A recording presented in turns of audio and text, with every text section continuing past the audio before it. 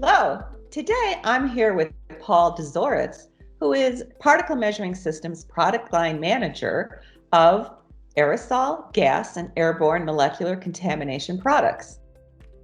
Recently, Particle Measuring Systems published the paper, A Practical Guide to Aerosol Particle Counting Matching. So, Paul, what was the motivation behind writing this paper? Good question. Oftentimes, we have customers that need guidance with regards to what to expect when comparing two particle counters. It's a complicated situation, and we want to provide a document that offers a general direction to set expectations realistically. So, even if you have two particle counters, they may not read the same? Very true. In some cases, there can be a significant difference between one counter and the next. It's not that either one is reading wrong, though. A good way of explaining this is by categorizing particle counters into three groups. So you have group one, which is defined as the same instrument, the same manufacturer. However, even if they're identical models, it's impossible to sample the same exact particles at the same exact time. Furthermore, the calibration standards allow for a tolerance. However, from a particle counter repeatability standpoint, this group gives the most consistent results. Then you have group two. So group two consists of like instruments, but from different manufacturers. And what I mean by like is you have the same first channel sensitivity and the same flow rate and the same number and value of channels. You have to have all of that to be considered what I define as a like instrument.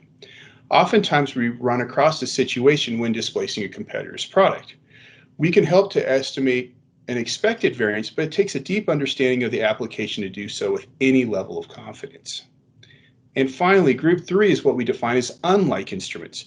So if any or all of these are the case, then it's defined as an unlike instrument. So that would be different sensitivity, different flow, or different number or value of channels. And these should never be compared. Variances exceeding 100% of indicated reading from instrument to instrument, in fact, are common and can be expected. There are so many variables that it's not even feasible to estimate a matching expectation. Okay, well, what advice can you give a customer who is in a position where they either have different particle counters or are desiring to switch manufacturers? I suggest that you look for a particle counter that meets your performance needs and ensure that the manufacturer that you're working with has a high level of expertise and support and service infrastructure.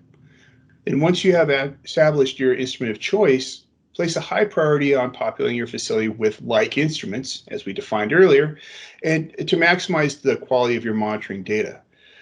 For more detail, I highly recommend reading our application paper, which can be found on our website, www.pmeasuring.com. All right. Well, thank you so much, Paul. It's been a pleasure talking to you today. Yeah, you as well. Thank you very much for the time.